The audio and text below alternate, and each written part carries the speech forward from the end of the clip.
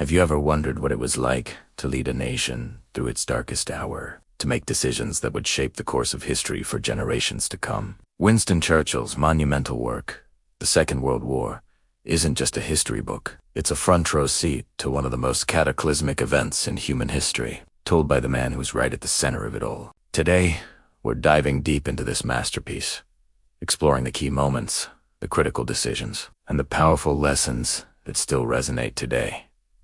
This isn't just about battles and dates. It's about the human spirit, the weight of leadership, and the fight for freedom itself. Churchill begins by setting the stage, painting a grim picture of a world on the brink. He meticulously details the rise of Nazi Germany and the failures of appeasement. You can feel the tension building with each chapter as he describes the political miscalculations and the desperate, ultimately failed, attempts to avoid a global conflict.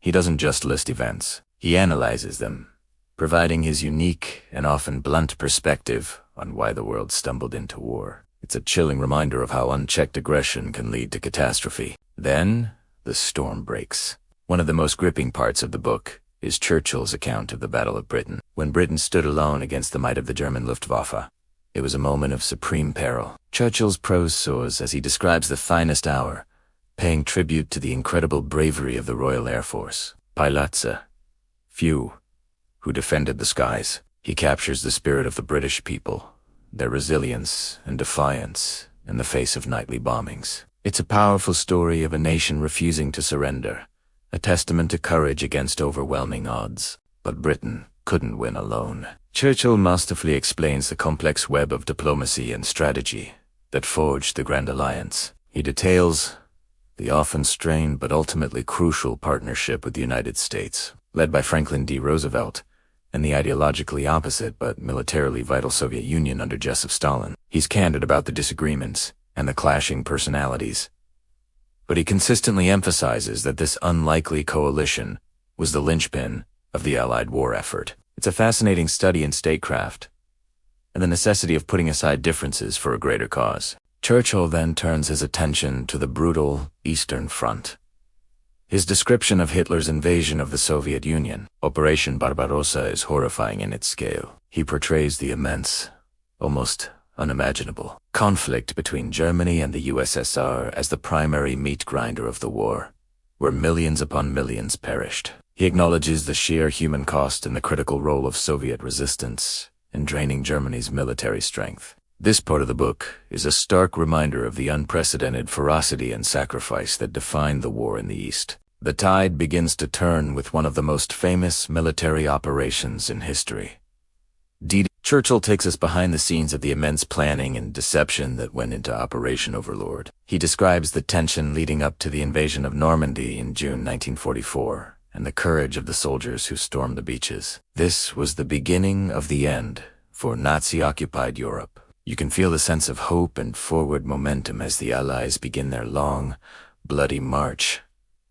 toward Germany. While the European theater is his primary focus, Churchill doesn't neglect the war in the Pacific. He discusses the conflict against Japan, the crucial role of the United States after Pearl Harbor, and the brutal island-hopping campaigns. He also addresses the war's shocking conclusion, the use of atomic bombs on Hiroshima and Nagasaki. Churchill reflects on this terrifying new power and the moral questions it raised, a decision that would forever change the nature of warfare and global politics. The final chapters chronicle the fall of Nazi Germany. Churchill provides a detailed account of the crumbling Third Reich, the relentless advance of Allied forces from both East and West, and the final, desperate days in Hitler's bunker. He describes the unconditional surrender in May 1945 not just as a military victory, but as the triumph of civilization over barbarism. The sense of relief is palpable, but it's tinged with the exhaustion and sorrow of 6 long years of war.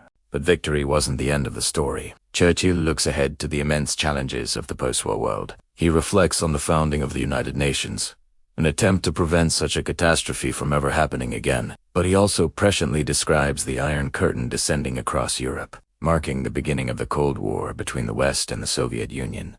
His analysis of the New World Order, shaped by the ashes of the old, is both insightful and sobering. Throughout this epic narrative, what truly stands out is Churchill's own voice. He gives us an unparalleled look into the mind of a wartime leader. He is unflinchingly honest about the burdens of command, the constant pressure, the difficult choices, and the moral dilemmas he faced. It's a masterclass in leadership, showing not just the strategies of war, but the character required to lead through it. In the end, the Second World War is more than just a historical account. It's Churchill's legacy, a warning, and a tribute. He contemplates the war's profound impact on the world, the rise of two new superpowers, and the enduring lesson that freedom must always be defended. Reading it is an unforgettable experience, offering timeless wisdom from one of history's most compelling figures. If you want to understand the 20th century and the world we live in today, this work is absolutely essential. Thank you so much for watching. If you enjoyed this deep dive, please hit that like button, subscribe for more content, and let me know in the comments what other great books of history you'd like me to cover. See you in the next video.